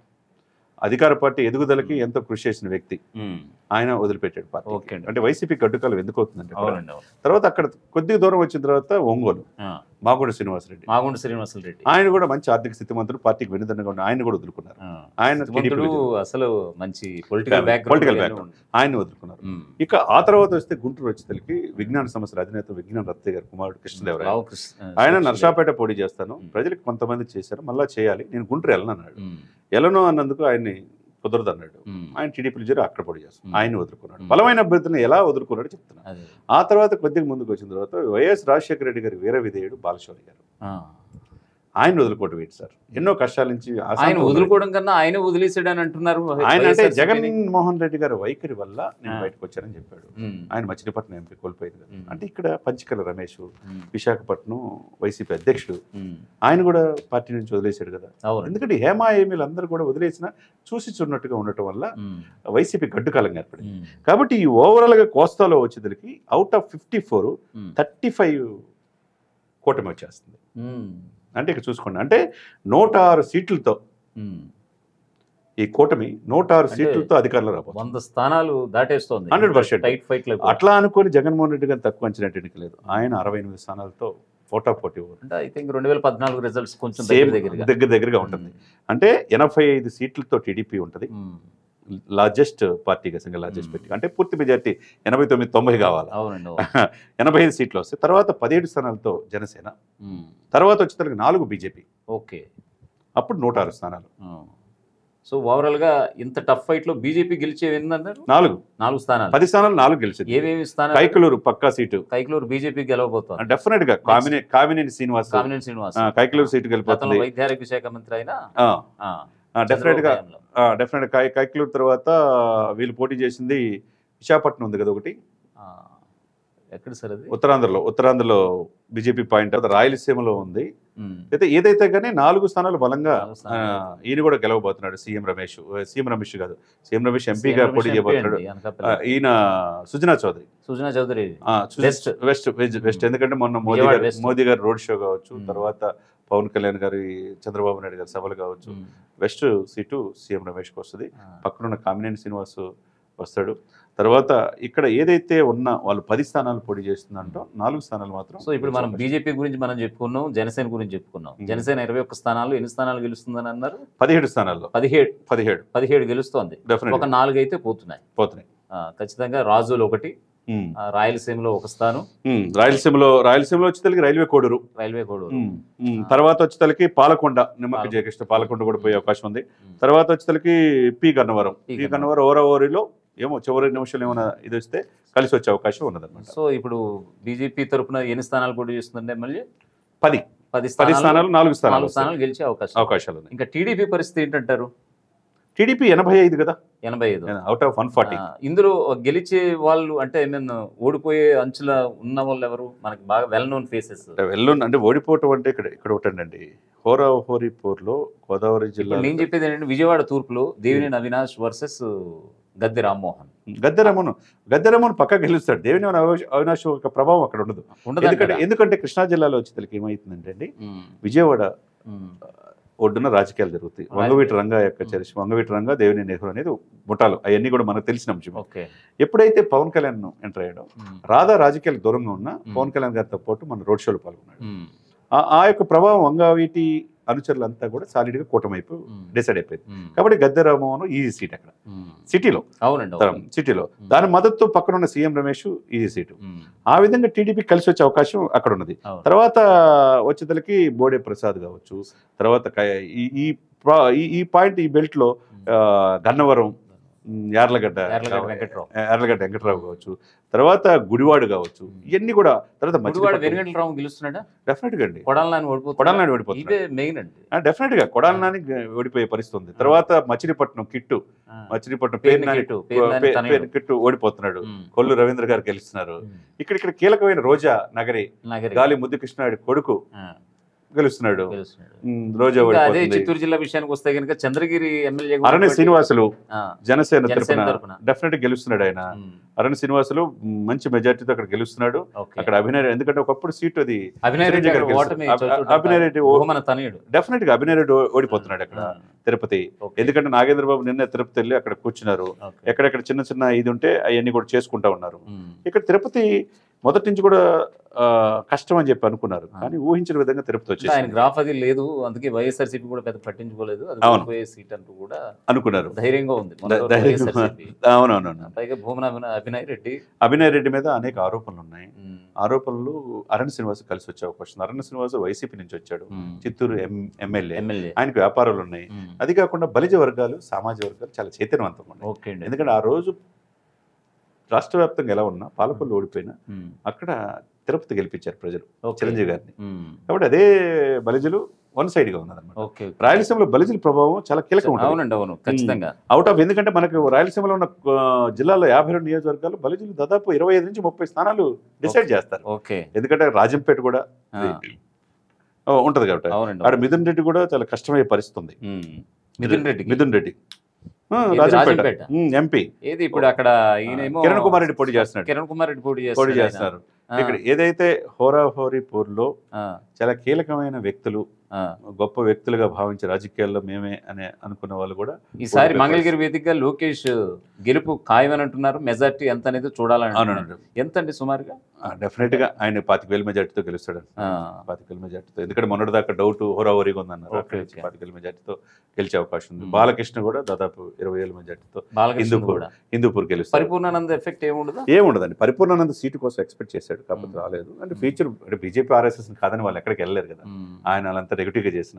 ఎందుకంటే అక్కడ ఎన్టీ రామారావు ఫ్యామిలీ, నందమూరి ఫ్యామిలీ చూస్తారు ఇక్కడ, ఏంటనేది చూడటం అనమాట. సరే, ఇప్పుడు మీకు శ్రీకాకుళం జిల్లా నుంచి, అంటే ఇప్పటి వరకు మీరు ఎమ్మెల్యేల గురించి చెప్పారు కాబట్టి, ఇక శ్రీకాకుళం నుంచి ప్రస్తావన, ఎమ్మెల్యేల ప్రస్తావన గురించి మీకు చెప్తున్నాను. టీడీపీ తరఫు నుంచి కింజరాపు రామ్మోహన్ నాయుడు 2 దఫాలుగా ఆయన ఎంపీగా గెలవడం జరిగింది. వైఎస్ఆర్సీపీ నుంచి పేరెడ తిలక్ ఆయన. ఈ రెండాట్లో అక్కడ ఎవరు గెలిచే అవకాశం? ఎర్రనాయుడు, డౌటే లేదు. రామ్మోహన్ నాయుడు ఎర్రనాయుడు కుమారుడు, చాలా సమర్థవంతంగా పార్లమెంట్ లో తన వాణి ఇడిపించే వ్యక్తి, youngster, young and dynamic MP. ఆయన మళ్ళీ విజయనగరం నుంచి గెలుస్తారు. ఇక విజయనగరం విషయానికి వస్తే కనుక వైఎస్ఆర్సీపీ సిట్టింగ్ ఎంపీ బెల్లాన చంద్రశేఖర్కి ఇవ్వడం జరిగింది. టీడీపీ తరఫున కలిసిట్టి అప్పలనాయుడు అట. ఇక్కడ ఎవరు గెలిచే అవకాశాలు ఉన్నాయి? ఆయనేమో ఒకళ్ళేమో సిట్టింగ్ ఎంపీ, ఎవరు బెల్లాన చంద్రశేఖర్. ఇక్కడ సిటీ ఎంపీకి అవకాశం ఉంది, ఎందుకంటే ఉత్తరాంధ్రలో తూర్పు కాపులకు వైసీపీ ఎక్కువ ఇచ్చారు. సో ఇక్కడ విజయనగరం విద్యకి వైఎస్ఆర్సీపీ బెల్లాన చంద్రశేఖర్ మరోసారి గెలిచే ఆయనకి ఎడ్జ్ ఉంది. సో ఇప్పుడు వైజాగ్ కేంద్రంగా ఇంచుమించుగా 3-4 తలకాయలు అనుకని చెప్పుకోవాలి. అంటే 2 ప్రధాన పార్టీలు, 2 చిన్న చితక పార్టీలు ప్రధాన అభ్యర్థులు. ఒకళ్ళు బొత్స ఝాన్సీ మంత్రివర్యులు, బొత్స సత్యనారాయణ సతీమణి బొత్స ఝాన్సీ కావచ్చు, మరొక వైపు భరత్ బాలకృష్ణ అల్లుడు, లోకేష్ తోడల్లుడు, గీతంస్ యూనివర్సిటీ అధినేత. ఆయన ఇంపాక్ట్ ఎలా ఉంది? గతంలో ఎంవివి సత్యనారాయణ మీద రన్నరప్ గా నిలిచాడు. కాబట్టి ఇక్కడ ఏంటంటే మొన్నటిదాకా బొత్స ఝాన్సీ ముందులో ఉన్నారు, కానీ ఎప్పుడైతే మోదీ గారు అక్కడ ప్రభావం తర్వాత, ఎందుకంటే సెటిల్ విశాఖపట్నంలో ఎక్కువ ఏంటంటే mixed culture, navy, army, air force, north Indian circle ఎక్కువ. ఓటు బ్యాంక్ అంతా బీజేపీ కలిసి వచ్చే సాలిడ్ గా ఉంటుంది. ఇక టీడీపీ మొదటి నుంచి ఒకప్పుడు ఉత్తరాంధ్ర కంచుకోట నుంచి మారింది, కానీ ఎందుకంటే ఉత్తరాంధ్ర ఏంటంటే విశాఖపట్నం పరిసర ప్రాంతాల్లో కొండలు తొలిచి, విశాఖ ప్రకృతి రమణీయత మారిపోయిన ఋషికొండలు కూడా తొలిచేసి కట్టేశారు. ఎర్రమట్టల దిబ్బలు ఇదైపోయి దాదాపు 150 ఎకరాల ల్యాండ్ 25,000 కోట్లకు తనఖా పెట్టారు. ఇవన్నీ కూడా విశాఖ ప్రజలు శాంతి కాముకులు సార్. ఎప్పుడు కూడా స్థానికేతలు వచ్చి అక్కడ పొడి చేస్తుంటారు.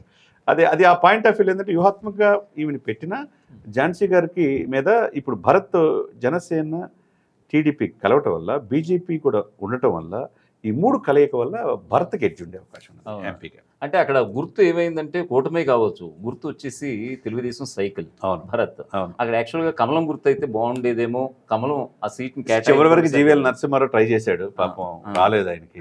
మాధవ్ ట్రై మరొక చేశాడు, విషయం ఇక్కడ కేఏ పాల్ ప్రజాశాంతి పార్టీ తరఫున, అలాగే జనసేన పార్టీ నుంచి వచ్చేసి సాక్షాత్ పవన్ కళ్యాణ్ మీద విమర్శలు చేసి వచ్చేసినటువంటి జిడి లక్ష్మీనారాయణ కూడా జై భారత్ పార్టీ తరఫున ఆయన ఒక పార్టీ స్థాపించి ఆ పార్టీ తరఫున వైజాగ్ ఎంపీగా తన అదృష్టం కూడా పరీక్షించుకోబోతున్నారు.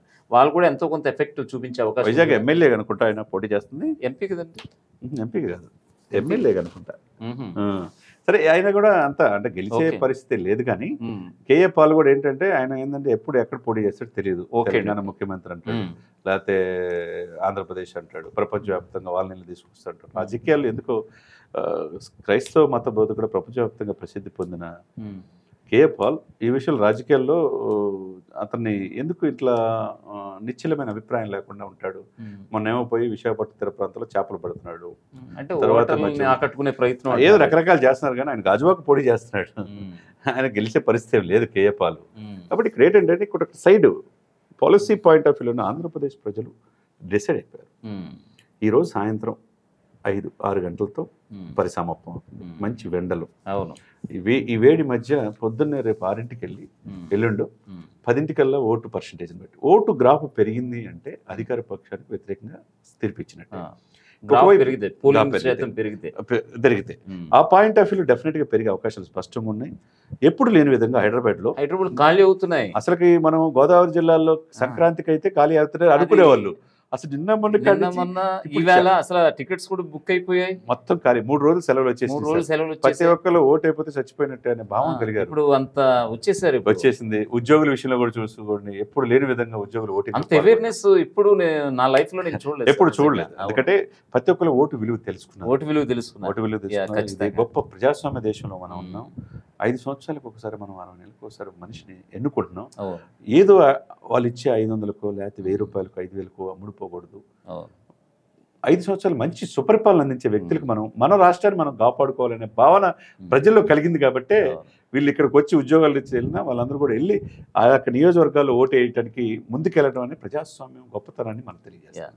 మీకు ఇప్పుడు నియోజకవర్గాలు వాళ్ళ అభ్యర్థులు చెప్తాను, మీరు టకటకమంటే వాళ్ళు గెలుస్తారని చెప్పేసి. అనకాపల్లి నుంచి బీజేపీ నుంచి సీఎం రమేష్ పోటీ చేస్తున్నారు, వైఎస్ఆర్సీపీ నుంచి మంత్రిగా ఉన్నటువంటి బూడి ముత్యాల నాయుడు మాడుగుల ఎమ్మెల్యే ఆయన ఇప్పుడు ఎంపీ బరిలో ఉన్నారు. సీఎం రమేష్ పక్కా సీట్. ఇంకా అరకు లోక్సభ కాన్స్టిట్యున్సీ విషయానికి వస్తే కనుక వైఎస్ఆర్సీపీ చిట్టి తనూజరా అని అక్కడ సిట్టింగ్ ఎంపీగా ఇవ్వలేదు, ఆవిడ పేరు ఐ థింక్ వేరేది, ఇప్పుడు డాక్టర్ అనమాట అండి చిట్టి తనూజరా అని.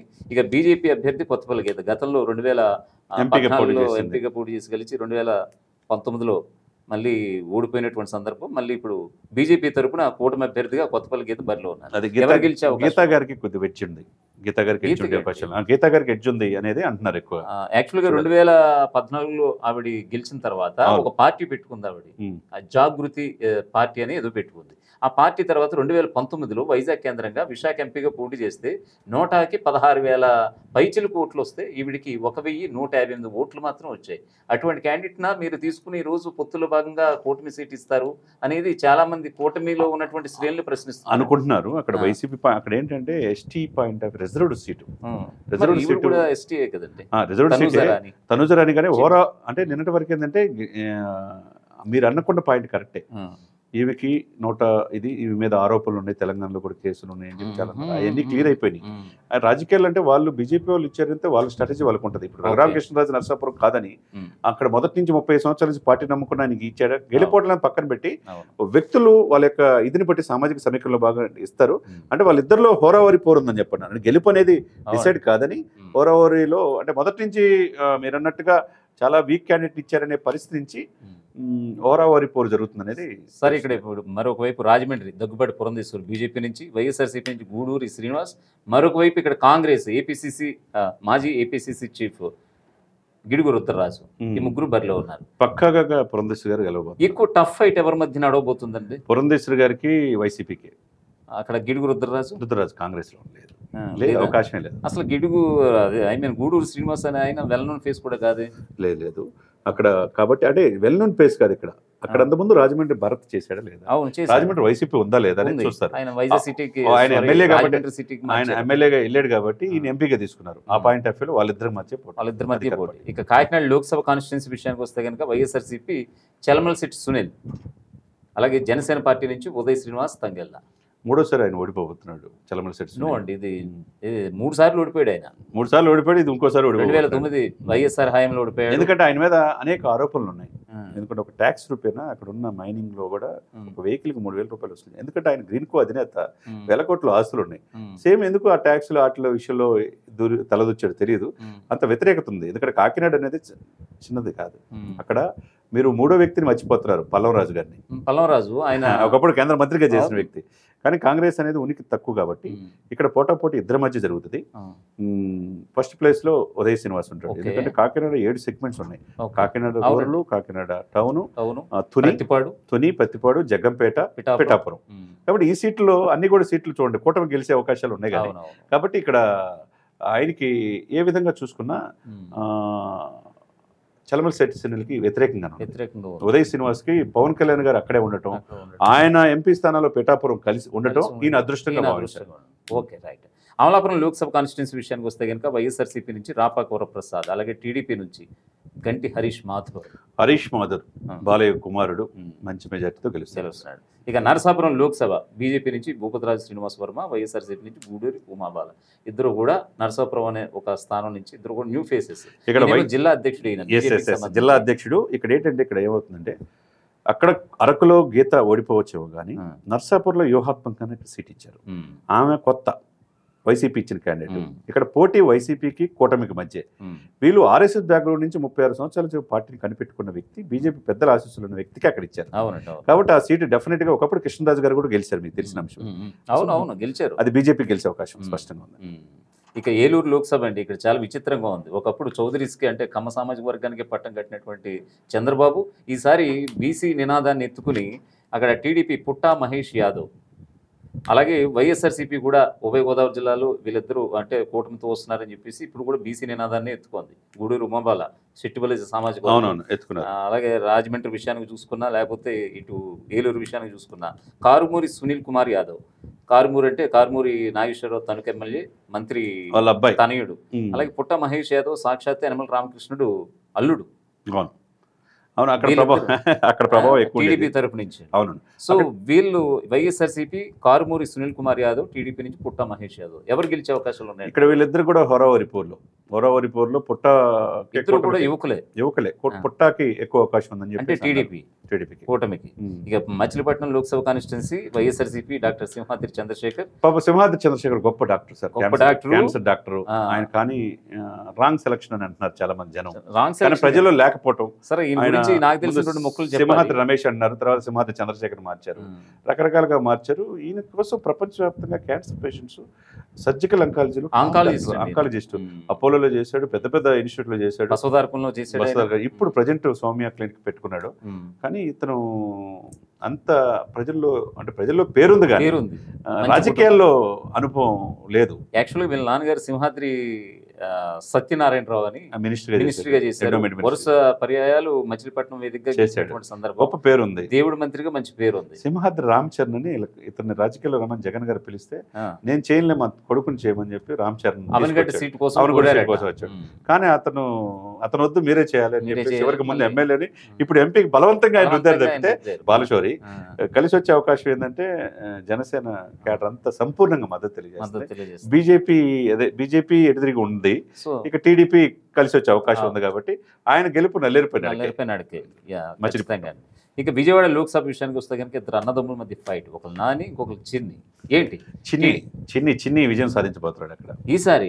నాని ఓడిపోబోతున్నాడు. ఎందుకంటే నాని ఆయనకి రాజకీయ పక్షం చంద్రబాబు నాయుడు గారు ప్రత్యక్ష రాజకీయాల్లోకి ఇప్పుడే అడుగు పెట్టాడు. ఇప్పుడే వచ్చినా ఆయన కింద కలిసి వచ్చే అవకాశం. హైదరాబాద్ లో రియల్ ఎస్టేట్ చేసినా ఆయన సీటు తెచ్చుకున్నాడంటే అప్పుడే అర్థం చేసుకోవాలి టీడీపీ నుంచి తెచ్చుకున్నాడంటే. లోకేష్ అత్యంత సన్నిహితుడని, అది ఏ విధంగా సన్నిహితులు కావచ్చు, ఏదైనా కావచ్చు. నాని మీద ఉన్నటువంటి ఒక పగతోటి నా చెన్నిని దింపారని రకరకాల లోకేష్ వల్ల నేను దూరం అయ్యానని చెప్పేసి పలు సందర్భాలు ఆయన అన్నా. ఆయన కింద ఉన్న ఎమ్మెల్యే స్థానాలన్నీ కూడా టీడీపీ కూటమికి ఎడ్జున్న స్థానాలు కాబట్టి ఈయన కలిసి వచ్చే అవకాశం ఉన్నది. ఇక నార్త్ ఇండియన్స్ మీరు అన్నట్టు విశాఖపట్నంతో పాటు విజయవాడలో ఎక్కువ. వలస పక్షులు ఎక్కువ, అవన్నీ కూడా ఈ చిన్నకి కలిసి వచ్చే అవకాశం ఉంది. ఇక గుంటూరు లోక్సభ టీడీపీ నుంచి పెమ్మసాని చంద్రశేఖర్, ఆయన ప్రముఖ డాక్టర్. అలాగే వైఎస్ఆర్సీపీ నుంచి కిలారి వెంకట రోసయ్య. ఏంటి సార్? రోషయ్య గారు పొన్నూరు ఎమ్మెల్యే నుంచి ఇక్కడ ఎవరు పోటీ చేయలేని పరిస్థితిలో ఉమ్మారెడ్డి వెంకటరమణ అన్నారు, ఆయన కాదన్నారు. చివరికి లావు కృష్ణదేవరాయలు పోటీ చేయమంటే ఆయన చేయనన్నాడు. చివరికి ఎవలేని పరిస్థితిలో ఆయన తీసుకొచ్చి లావు శ్రీకృష్ణదేవరాయలు నర్సరావుపేట ఆయన్ని గుంటూరు పోటీ చేయమంటే చేయనన్నాడు. తర్వాత అమ్మటి తిరుపతి రాయుడు వచ్చాడు, ఆయన అనుకున్నారు, ఆయన నేను లేదన్నాడు. చివరికి కిలారి రోషయ్య గారి మీద ఇప్పుడున్న ఎన్ఆర్ఐ ఈయన పెమ్మసాని అంతకుముందు నర్సాపేట ఎంపీకి ట్రై చేశాడు, రాలేదు.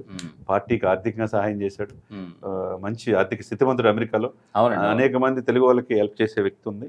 ఈయన ప్రచారంలో కూడా దూసుకుపోతున్నాడు. ఈయన కలిసి వచ్చే అవకాశం ఏంటంటే ఈయన పరిధిలో అక్కడ పొన్నూరు ఉన్నది, తెనాలి ఉన్నది, తెనాలి నాదెండ్ల మనోహర్ పోటీ చేస్తున్నాడు, గుంటూరు 2 ఉన్నది. ఇవన్నీ నియోజకవర్గాలు ఉన్నాయి కాబట్టి ఇవన్నీ కూడా బెల్ట్ ఎక్కువగా కూటమికి ఎగ్జే అవకాశం ఉంది. కాబట్టి గుంటూరు ఎంపీ జయదేవ్ ప్లేస్ లో, జయదేవ్ ఒకప్పుడు టీడీపీ ఉంది, తాత్కాలిక విరామం అన్నాడు, విన్నారన్నాడు. ఇప్పుడు ఆయన కూడా బురిపాలెం, ఈయన కూడా తెనాలే, బంధువులు, దగ్గర బంధువులే. ఈయన కొత్త రాజకీయాలకి యువకుడు, ఉత్సాహవంతుడు కాబట్టి రాజకీయాల్లో ప్రచారంలో దూసుకుపోతున్నాడు. పవన్ కళ్యాణ్ గారి యొక్క ఇది ప్రభావం ఎక్కువగా ఉంది కాబట్టి 3 పార్టీలు కలయిక బీజేపీ కూడా స్ట్రాంగ్ గా సపోర్ట్ చేస్తుంది. గుంటూరు ఎంపీ ఆయన అవుతాడు, పెమ్మసాని చంద్రశేఖర్. నర్సరావుపేట లోక్సభ వైఎస్ఆర్సీపీ అనిల్ కుమార్ యాదవ్ని బరిలోకి దింపింది. ఎందుకు దింపిందో పక్కన పెడితే టీడీపీ నుంచి లావు శ్రీకృష్ణదేవరాయలు, వైఎస్ఆర్సీపీ నుంచి గెలిచినటువంటి సిట్టింగ్ ఎంపీ ఈ రోజు కూటమి అభ్యర్థిగా, టీడీపీ అభ్యర్థిగా పోటీలో ఉన్నారు. ఏంటి ఇక్కడ అనిల్ కుమార్ యాదవ్ని దింపాల్సిన ఆవశ్యకత వైఎస్ఆర్సీపీకి ఎందుకు పట్టింది? ఎందుకు జిల్లాలో ఉన్నటువంటి ఏ అభ్యర్థులు లేక దింపారు? ఏంటి అసలు? అక్కడ వేమిరెడ్డికి అనిల్ కుమార్ యాదవ్కి పట్టలేదు నెల్లూరులో. అందుకని ఆయన అక్కడ మార్చి చేద్దాం అనుకున్న సమయంలో ఆయన ఇక్కడ మార్చి ఆయన ప్లేస్ లో ఈయన శిష్యుడిని మేయర్ని అక్కడ ఎమ్మెల్యేగా పెట్టారు. ఆ విషయంలో వేమిరెడ్డికి చెప్పకపోబట్టి ఆయన ఆ పార్టీ నుంచి తప్పుకున్నాడు. అంటే అన్ని విషయాలు నాకు చెప్పట్లేదని. అదే సమయంలో ఈయన్ని యాదవ్ సమాజ వర్గం నర్సాపేటలో ఎక్కువ ఉన్నారన్న ఉద్దేశంతో కలిసి వస్తుంది సోషల్ ఈక్వేషన్స్ అనే భావనతో ఈయన వేశారు. ఈయన అసెంబ్లీలో రాష్ట్రంలో డైరెక్ట్గా ఒంటి ఎత్తు పొగడుతూ చంద్రబాబు నాయుడిని, పవన్ కళ్యాణ్ తిట్టే అనిల్ కుమార్ యాదవ్ నేను రేపు పార్లమెంట్లో వెళ్ళినా కూడా తిడతాననే మాట అన్నాడు. తొందరపడి ఆ మాట అన్నారు, ముందే కూర్చుంది కోయిల్ అన్నట్టు. ఆ మాట అంటే వల్ల పార్లమెంట్లో అంత అవకాశం ఇస్తారా? ఒకప్పుడు విడిపోయే సమయంలో డోర్లు వేసి ఈ పిడిగుద్దులు కొట్టి ఏం చేశారో మనకు తెలుసు. అనిల్ కుమార్ యాదవ్ అంత తొందర ఇక్కడ ఆంధ్రప్రదేశ్ ప్రజలు, అంటే ఆంధ్రప్రదేశ్ ముఖ్యంగా నెల్లూరులో నీకు స్వీకరిస్తారు కానీ అక్కడి నుంచి ఒంగోలు దాటి నర్సాపేట రావాలి. ఆ నర్సాపేట ప్రజలు అంతగా స్వీకరించరు.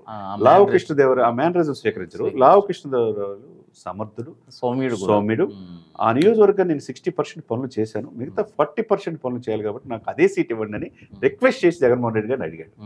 కానీ నేను ఇవ్వను, అనిల్ కుమార్ యాదవ్ నా శిష్యుడిగా ఇస్తాను, నువ్వు గుంటూరు పోటీ చేయమన్నా. నేను గుంటూరు చేయను అని చెప్పి అప్పుడు కాంట్బర్ట్ పొజిషన్ టీడీపీలో చేరాడు.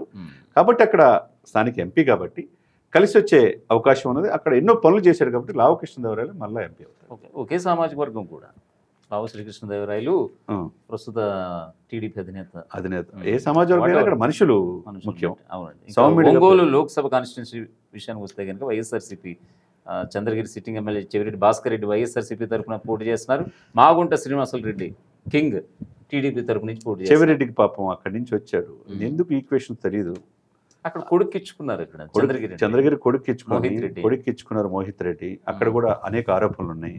అక్కడ కాదని చెప్పేసి ఈయన తీసుకొచ్చి ఇక్కడ ఎంపీ ఇచ్చారు. అక్కడ కాదని చెప్పి ఒంగోలుకి వస్తే ఒంగోలు ప్రజలు స్వీకరిస్తారని అనుకుంటున్నారు. ఆంధ్ర కేసరి టంగుటూరు ప్రకాశం రండి కాల్చుకోండి అనే ఒంగోలు ప్రజలు అంతగా స్వీకరించరు, స్థానికేతలను స్వీకరించరు. అక్కడ మాగుంట ఫ్యామిలీకి ఒక చరిత్ర ఉంది. వాళ్ళందరితో సౌఖ్యత ఉంటారు, సఖ్యత ఉంటారు, పనులు చేసి పెడతారు, అది పేరున్నది. కాబట్టి అక్కడ టీడీపీ అభ్యర్థి గెలిచే అవకాశం ఖచ్చితంగా. మాగుంటే మళ్ళీ అధికారులు ఎంపీకి కాబోతున్నాడు. ఇక్కడ బాపట్ల లోక్సభ నందిగం సురేష్, అలాగే టీడీపీ నుంచి తెన్నేటి కృష్ణప్రసాద్ గెలవబోతున్నాడు. పైన ఆంధ్రవాసి కాదు, తెలంగాణ ఎక్కడైనా వరంగల్ వాస్తవుడి, ఏ వాస్తవుడైనా అక్కడకున్న అతనికి ఉన్న పేరు ప్రతిష్టలు కావచ్చు. టీడీపీ అప్పుడు అంత ముందు అక్కడ ఉమ్మారెడ్డి వెంకటేశ్వర ఒకప్పుడు గెలిచారు టీడీపీ. అలా కదండి, తెలంగాణకు సంబంధించినటువంటి ఒక ఐఏఎస్ అతన్ని మాజీ ఐఏఎస్ అధికారిని దింపడం కారణం ఇక్కడ ఏంటంటే ఒకసారి చోట ఇప్పుడు రాహుల్ గాంధీని తీసుకొచ్చి ఇక్కడ పోటీ చేపిద్దాం అనుకున్నారు కదా. ఇప్పుడు రాయబరేలీలో ఆయన ఏదో అక్కడ పోటీ చేస్తున్నారు, కేరళలో పోటీ చేస్తున్నాడు. ఎక్కడైనా పోటీ చేయొచ్చు. వాయనాడులో పోటీ చేస్తున్నాడు, వారణాసిలో మోడీ గారు పోటీ చేస్తున్నారు. ఎక్కడ ఎవరైనా సమర్థులైన వాళ్ళు ఎక్కడైనా పోటీ చేయొచ్చు. ఇక్కడ ఏంటంటే ఆయన సమర్థతకి ఆ సామాజిక వర్గంలో లేరు కాబట్టి, అంతకుముందు మాల్యాద్రి లాంటి వాళ్ళు ఉన్నారు. సమర్థవంతంగా ఎదుర్కోవాలంటే ఇక్కడ నందిగారు సురేష్ ఎవరైనా ఎక్స్పెక్ట్ చేశారు ఎంపీ అవుతారని? ఒక స్థానిక చిన్న నాయకుడి నుంచి వైసీపీకి అమరావతి పరిధిలో ఉపయోగపడ్డాడనే ఉద్దేశంతో ఆ సామాజిక వర్గం నుంచి ఆయనకి అక్కడ పెట్టారనమాట. కాబట్టి అక్కడ ఆయనకి విపరీతమైన వ్యతిరేకత అదే సమాజంలో వచ్చింది. ఆ సీటు మార్చమన్నా జగన్ గారు మార్చలేకపోయారు. ఇదే సమయంలో జేడీ శీలం కూడా కాంగ్రెస్ నుంచి ఉన్నాడు అక్కడ. జేడీ శీలం ఒకప్పుడు బాపట్ల ఎంపీ. ఇక్కడ ఈ పోరులో ఈ ఓటు చీలికలో ఈ విషయంలో ఏమవుతుందంటే వైసీపీ కాంగ్రెస్ ఇదిలో టీడీపీ బెనిఫిట్ అయ్యే అవకాశం డెఫినెట్ గా బాపట్ల కృష్ణప్రసాద్. ఇప్పుడు జేడీసీలో కాంగ్రెస్ తరపున బాపట్ల. ఓకే, ఇక నెల్లూరు లోక్సభ విషయానికి వస్తే కనుక వేమిరెడ్డి ప్రభాకర్ రెడ్డి కూటమి అభ్యర్థి, టీడీపీ అభ్యర్థి. ఇక వైఎస్ఆర్సీపీ నుంచి విజయసాయి రెడ్డి, వైజాగ్ నుంచి అక్కడి నుంచి తన్నితే ఇక్కడ పడ్డారా లేకపోతే ఆయన రాజ్యసభ సభ్యుడు 2028 వరకు మేబీ నాకు తెలిసి ఉంది. మరి అది కూడా వదులుకొని ఎంపీకి వెళ్ళాడు, రిజైన్ చేసి వెళ్ళినట్టున్నాడు. అంటే కాన్ఫిడెంట్ పొజిషన్ ఎవరు పోటీ చేసేవాళ్ళు లేక విజయసాయి రెడ్డి గారు అక్కడ ఓడిపోతున్నాడు. వేమిరెడ్డి ప్రభాకర్ అంటే వైజాగ్ కేంద్రంగా కొన్ని అనేక ఆరోపణలు వచ్చాయి అతని మీద, అతని అల్లుడి పైన. ఇవి ఖచ్చితంగా నెల్లూరు వరకు పాకి ఉంటాయంటారా? డెఫినెట్ గా పాకి ఉన్నాయి కాబట్టి అక్కడ గెలిచే పరిస్థితి లేదు. డెఫినెట్ గా వేమిరెడ్డి గారికి ఆయనకున్న గెలిచే అవకాశం ఆయన ఉన్నది. ప్రజలకు చేయగలరు, చాలా పనులు చేసి. వేమిరెడ్డి ప్రభాకర్ రెడ్డి కూడా ఇప్పుడు ప్రత్యక్షంగా లోక్సభకి పోటీ చేస్తున్నారు. ఆయన పోటీ చేస్తున్నాడు ముందు రాజ్యసభ సభ్యుడి నుంచి ఇప్పుడు పోటీ చేస్తున్నాడు. వాళ్ళ భార్య కూడా పోటీ చేస్తుంది. ఎవరు? టీటీడీ బోర్డు మెంబర్ ప్రశాంత్ గారు. ఆమె పోటీ చేస్తుంది, ఆమె గెలిచే అవకాశం. పక్కన నారాయణ పోటీ చేస్తున్నారు. ఆవిడ ఎక్కడ సార్?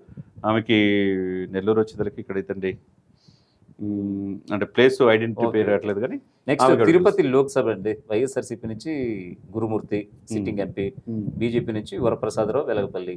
ఇక్కడ చెప్పాలంటే వరప్రసాద్ గురించి, ఇతను కూడా తమిళనాడుకు సంబంధించి ఒక మాజీ ఐఏఎస్ అధికారి కూడా.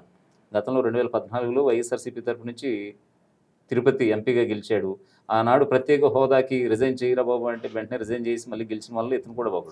2019లో గూడూరు ఎమ్మెల్యేగా టికెట్ ఇవ్వడం వైఎస్ఆర్సీపీ, అక్కడ కూడా గెలవడం, తన అదృష్టాన్ని పరీక్షించుకోవడం జరిగింది. ఇప్పుడు ఆయనకి ఏమైంది ఏంటో మనస్తాపం చెంది మార్చి నెలలో ఆయన రిజైన్ చేసి ముందు జనసేన పవన్ కళ్యాణ్ గారు గెలిచాడు, తర్వాత బీజేపీ వాళ్ళు గెలిచారు, చివరికి సీటు తెచ్చుకున్నాడు. ఏదైనా తిరుపతి చివరి వరకు ఎవరు గెలుస్తారో తెలియని పరిస్థితి ఉన్నది. గురుపూర్తి ఆయనకి ఫిజియోథెరపిస్ట్ మళ్ళా గెలిచిన అతను కూడా వ్యతిరేకత ఉన్నది. అది అందిపుచ్చుకొని కూటమి కలిగే సఖ్యత చేస్తే ఇతను ఈయన వరప్రసాద్ గెలిచే అవకాశాలు ఉన్నాయి. ఇక చిత్తూరు లోక్సభ కాన్స్టిట్యున్సీ వైఎస్ఆర్సీపీ నుంచి ఎన్ రెడ్డప్ప, టీడీపీ నుంచి దగ్గుమల్ల ప్రసాదరావు. ఇక్కడ వైసీపీకి ఎడ్జ్ ఉంది. వైసీపీకి ఎన్ రెడ్డప్ప మళ్ళీ గెలవబోతున్నారు, గెలిచే అవకాశాలు చిత్తూరు లోక్సభ నుంచి. ఇక రాజంపేట లోక్సభ వైఎస్ఆర్సీపీ నుంచి మిథున్ రెడ్డి, బీజేపీ నుంచి నల్లారి కిరణ్ కుమార్ రెడ్డి. ఎవరు ఊహించిన విధంగా ఇక్కడ నల్లారి కిరణ్ కుమార్ రెడ్డి ఎప్పుడు మిథున్ రెడ్డి మీద ఆరోపణలు. ఏం ఆరోపణలు అండి మిథున్ రెడ్డి పైన? అనేక రకాలు. అంటే అక్కడ ఎర్రచందనం, రెడ్ శాండిల్ అనేది, తర్వాత ల్యాండ్ మాఫియా అని, తర్వాత ఇసుక, అనేక ఆరోపణలు ఉన్నాయి. వీళ్ళని కూడా చూసి ఇసుక పెట్టిపోయారు. రాజంపేట సీటు గెలవాలంటే ఎక్కువ బలిజలు చాలా కీలకం. వీళ్ళంతా బలిజలంతా పోలరైజేషన్ అయ్యి పవన్ కళ్యాణ్ వైపు, జనసేన కూటమి వైపు ఉన్నారు, టీడీపీ వైపు వచ్చారు. ఇప్పుడు ఈయన టీడీపీ ఒకప్పుడు ముఖ్యమంత్రిగా చేశాడు, సమర్థవంతంగా. ఆయన కొద్ది కాలం చేసినా సమర్థవంతంగా చేశాడు. యాక్చువల్గా ఆయనకున్న ఇది రీత్యా ఇప్పుడు బీజేపీ ఇది కూడా కలిసి ఒకప్పుడు పురంధేశ్వరి కూడా రాజంపేట పోటీ చేశారు. అక్కడ సాలిడ్ ఓటు బ్యాంక్ ఉంది. కాబట్టి హోరావోరి పోరులో ఫస్ట్ టైం మిథున్ రెడ్డికి ఎదురు దెబ్బ తగిలే అవకాశాలు స్పష్టంగా. హ్యాట్రిక్ కూడా దెబ్బ పడిపోతుంది. ఆయన 2014, 2019 నుంచి 19 వైఎస్ఆర్సీపీ నుంచి 2 టైమ్స్ గెలిచాడు రాజంపేట నుంచి. ఓకే, ఇక కడప లోక్సభ వైఎస్ఆర్సీపీ, కాంగ్రెస్, కూటమి. డెఫినెట్గా ఈ కూటమి కాంగ్రెస్ పక్కన పెడితే హోరావోరి పోరు షర్మిల కాంగ్రెస్కి, వైసీపీకి ఉంటుంది. ఎందుకంటే ఇక్కడ భూపేష్ రెడ్డికి ఉండదంటారా? అంత ఉండదు. ఎందుకంటే ఆమె నిన్న ప్రెస్ మీట్ మాట్లాడిన దాంట్లో కన్నీళ్లు పెట్టుకొని ఆమె మాట్లాడిన మాట, అది ఎంతవరకు కడప ప్రజలు తీసుకుంటారు? వైఎస్ రాజశేఖర రెడ్డి తనీగా నిజమే, రాజశేఖర రెడ్డి కుమార్తెగా జగన్మోహన్ రెడ్డికి అధికారులు రావడానికి 3000 కిలోమీటర్లు పాదయాత్ర చేసింది. ఏ రోజు ఆమె ఒక ఎంపీ ఎమ్మెల్సీ చేయలేదు కదా. బైబిల్ మీద ప్రమాణం చేసి నేను చెప్తున్నాను, నేను అన్నకు అంత చేశాను కానీ నాకేం చేయలేదు అని అంటారు. ఆ సెంటిమెంట్ కనుక వర్కౌట్ అయితే ఎవరు ఊహించిన విధంగా అవినాష్ రెడ్డి గెలిచే స్వల్ప మెజార్టీ అయినా అవినాష్ రెడ్డి మీద గెలిచే అవకాశం ఉంది. కాదు ఈ సెంటిమెంట్ కాదు, జగన్మోహన్ రెడ్డి మాకు కావాలంటే అప్పుడు అవినాష్ రెడ్డికి ఎదురు. కానీ అవినాష్ రెడ్డికి వైఎస్ అవినాష్ రెడ్డిని గెలిపిస్తే వైఎస్ఆర్ వారసురాలుగా ఈవిడికి తగ్గినట్టే కదా, ఐ మీన్ ఆ ప్రభావం తగ్గినట్టేగా. Definitely రేపటి తగ్గుతుంది. రోజున జగన్కి తగ్గినట్టేగా. అంతే. ఈ రోజు షర్మిలకి తగ్గిందంటే రేపటి రోజున జగన్కి తగ్గినట్టే. ఇప్పుడు వైఎస్ వివేకానందకి ఒక బ్రాండ్ ఉంది సార్. ఆయన వాళ్ళ బ్రదర్గా రాజశేఖర రెడ్డి గారు ఎప్పుడు కూడా వాళ్ళ అన్నదమ్ముల మధ్య విభేదాలు లేవు. కానీ ఆయనకుంటూ ఒక ఇది ఉంది. ఆయన వ్యక్తిగతంగా విషయంలో ఈయన మరీ డీఫేమ్ అయిపోయి వ్యక్తిగత విషయాలు బయటికి తీసుకొచ్చి చేసేది తప్పితే ఆయన చేసిన మంచి పనులు చెప్పొచ్చు జగన్మోహన్ రెడ్డి గారు. ఇప్పుడు ఎవరు నెపోటిజం అని చెప్పే ఉద్దేశంతో ఫ్యామిలీ నుంచి అందరూ రాకూడదు అని చెప్పేసి ఆయన అనటం కావచ్చు. భారతి గారు ఇంకొక ముందుకేసేసి ఇక్కడ సింగిల్ ప్లేయర్ ఇంకెవరు ప్లేయర్ లేరు అంటాం. ఆమెమో డైరెక్ట్గా అంటే సింగిల్ ప్లేయర్ అంటే మిగతా వాళ్ళంతా నరుక్కుంటే కత్తులు గొడ్డలతో నరుకుతారని చెప్పి డైరెక్ట్గా షర్మిల గారు అటాక్ చేశారు. ఇప్పుడు 2 బీలకు భయపడతాడు అని చెప్పేసి మిగతా వాళ్ళని కూడా అంటున్నారు. ఒకటి భారతీయ జనతా పార్టీ, రెండో బి అంటే భారతీయకే భయపడతాడు అని చెప్పేసి అన్నారు. డైరెక్ట్గా ఈ రోజు నిన్న మాట్లాడిన దాన్ని బట్టి మెంటల్ స్టేటస్ కరెక్ట్గా లేదు జగన్మోహన్ రెడ్డి గారు, చూపించుకోవాలని చెప్పి మాట కూడా అన్నారు డైరెక్ట్గా. ఒక రకంగా జగనన్న వదిలిన బాణం ఆయన పక్కలో బల్లెలా తయారైంది. కడపలో రాజకీయాలు ఎంటైర్ రాజకీయాలు ఏమవుతాయి అనే ఇది రోజు రోజుకి వస్తుంది. మరి పులివెందుల వేదికగా బీటెక్ రవి టఫ్ ఫైట్ ఇవ్వబోతున్నారా? ఎందుకంటే ఇక్కడ ఎంపీగా ఈవిడ బరిలో ఉన్నారు. దాని ఎఫెక్ట్ కూడా ఇప్పుడు ఆ 7 కాన్స్టిట్యున్సీస్ మీద ఖచ్చితంగా పడుతుంది. ఆయన మొదటి నుంచి పోరాడుతున్నారు కానీ పులివెందుల ఏముండదు. జగన్మోహన్ రెడ్డి గారు మళ్ళీ వస్తాడు. అదే అంటే కొంచెం ఏమైనా ఓట్ బ్యాంక్ తగ్గే అవకాశం ఉండదు.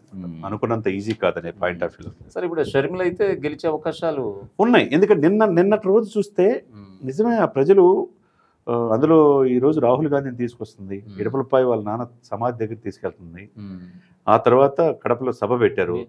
వాళ్ళు కాంగ్రెస్ పార్టీ తెలంగాణలో ఎలా అయితే 10 సంవత్సరాల తర్వాత వచ్చారో ఈ రోజు కాకపోయినా కాంగ్రెస్ ఎమర్జ్ అవ్వాలని వాళ్ళు కోరుకుంటున్నారు. ఒక ఎంపీ అయినా గెలిపించుకోవాలనుకుంటున్నారు. ఆ ఎంపీ చాలా కీలకంగా చూసుకుంటున్నారు. కాబట్టి రాహుల్ గాంధీ ప్రభావం ఎంతవరకు ఉంటుంది కాంగ్రెస్ది. అదేవిధంగా ఆయన వారసురాలుగా, రాజశేఖర రెడ్డి వారసురాలుగా షర్మిల గారు చేసింది ఏంటి? ఆయన కోసం 6 కిలోమీటర్ పాదయాత్ర చేసిన మాట వాస్తవమే. తర్వాత వివేకానంద కూతురుగా నా పిల్లలకి వీలునామా చేస్తే నన్ను కూడా ఎప్పుడైనా చంపొచ్చు ఆమె తిరుగుతుంది. చివరికి వివేకానంద భార్య సౌభాగ్యమ్మ కూడా ఆమె తిరుగుతుంది.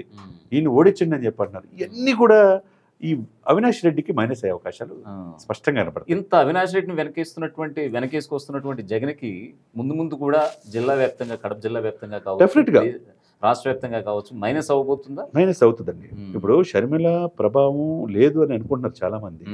ఇప్పుడు వైఎస్ఆర్ యువజన శ్రామిక రైతు పార్టీ ఎక్కడి నుంచి ఆవిర్భవించింది? కాంగ్రెస్ నుంచి వచ్చిందే పెట్టారు. కాంగ్రెస్ లో ఉన్న వాళ్ళంతా వైఎస్ఆర్సీపీకి వెళ్ళారు తప్పితే.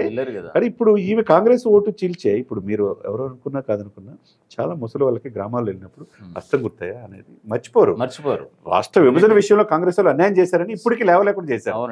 కానీ సాలిడ్ గా ఇప్పుడు షర్మిల రూపాయన ఒక రకంగా బతకడానికి ప్రయత్నం చేస్తున్నారు. కాబట్టి సాలిడ్ గా ఆమె తీల్చే 1000 ఓట్లు కావచ్చు, 2000 కావచ్చు, 5000 కావచ్చు.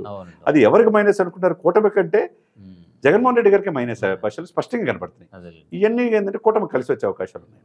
Okay. Kurnool Lok Sabha YSRCP BY Ramaiah, TDP నుంచి పంచలింగాల నాగరాజు. అక్కడ కర్నూలు నుంచి టీడీపీ ఎడ్జ్ ఉందండి కర్నూలు నుంచి. ఓకే.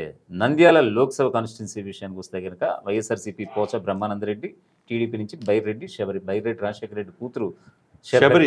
మొన్నటిదాకా ఆమె శబరి బీజేపీలో ఉంది. ఇప్పుడు సీటుకు అక్కడికి వెళ్ళి సీట్ తెచ్చుకున్నారు, అంతే తేడా. ఈయన వైఎస్ఆర్సీపీ సిట్టింగ్ ఎంపీ అండి పోచ బ్రహ్మానందరెడ్డి, అంతే కదా. ఓకే. అక్కడ హోరావరి పోరు ఉంటుంది. 50-50 chances. Okay. Hindupur Lok Sabha Jayashanta TDP తరపు నుంచి బీకే పార్థసారథి ఏం చేస్తారు? జయశాంత అంటే బళ్ళారికి సంబంధించి బీజేపీ ఎంపీ, అక్కడ సీనియర్ లీడర్గా ఉన్నటువంటి శ్రీరాములు సోదరి. మాధవన్ కాదని కర్ణాటక ఫేసెస్ అక్కడ పార్థసారథికి ఎడ్జ్ ఉండే అవకాశం ఉంది టీడీపీ. ఎందుకంటే అక్కడ హిందూపురం ముందు పోలీస్ ఆఫీసర్ కూడా కాదని టికెట్ మార్చినట్టున్నారు. ఇప్పుడు అక్కడ పార్థసారథికి ఇప్పుడు టీడీపీ కూటమికి వచ్చే అవకాశం స్పష్టం. కూటమికి వచ్చే అవకాశాలు ఉంది. అంటే ఆ రోజు హిందూపురం ఎంపీగా ఉన్నటువంటి గోరంట్ల మాధవ్ ఆ స్థానం వివాదాస్పదమైంది. అనంతపురం లోక్సభ కాన్స్టిట్యున్సీ విషయానికి వస్తే కనుక వైఎస్ఆర్సీపీ నుంచి మాలగుండ్ల శంకర్ నారాయణ, టీడీపీ అభ్యర్థి నుంచి అంబికా లక్ష్మీనారాయణ. ఎవరు సరైన?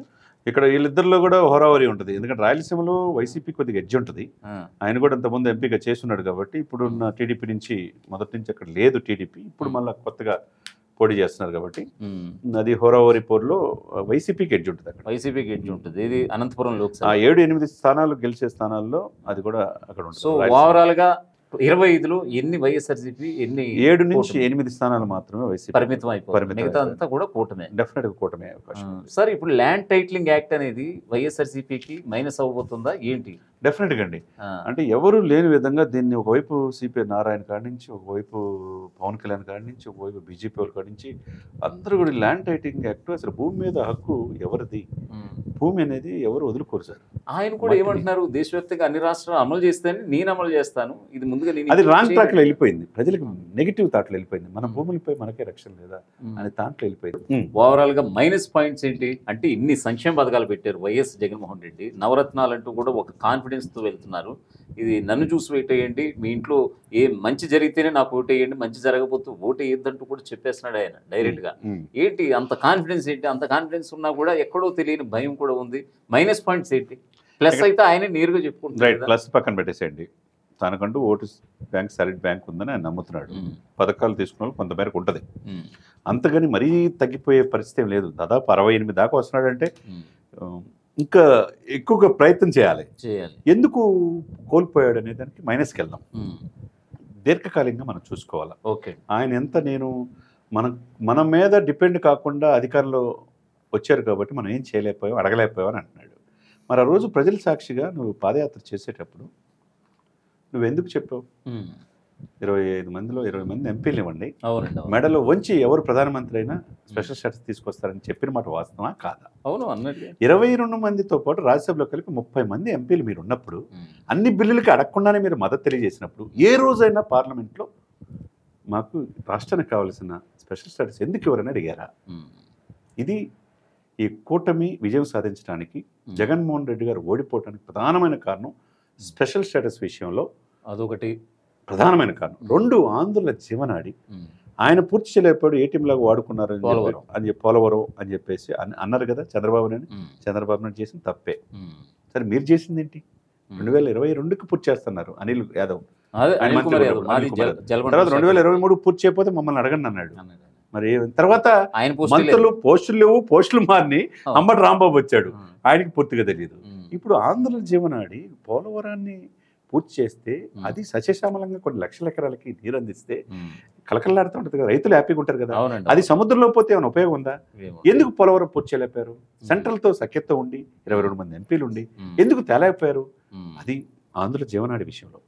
3 ప్రధానంగా రాజధాని రాష్ట్ర విషయంలో విధ్వంసకర పరిపాలన చేశాడు. ఈరోజు హైకోర్టు తప్పితే అక్కడ పిచ్చి మొక్కలు ఒక్క కన్స్ట్రక్షన్ కూడా జరగలేదు, నిర్వీర్యం చేశాడు. రాజధాని గ్రామాల ప్రజలందరూ కూడా సంవత్సరాల తరబడి నిరాదీక్షలు చేస్తున్నారంటే రాజధాని ఎఫెక్ట్. 3 రాజధానులు అన్నారు, కర్నూలు జ్యుడిషియరీ క్యాపిటల్ అన్నారు, విశాఖపట్నంలో పరిపాలన చేస్తా అన్నాడు, ఫ్యామిలీ పెడతా అన్నాడు. మరి 60 నెలలు అయిపోయినాయి, 5 సంవత్సరాలు అయిపోయింది.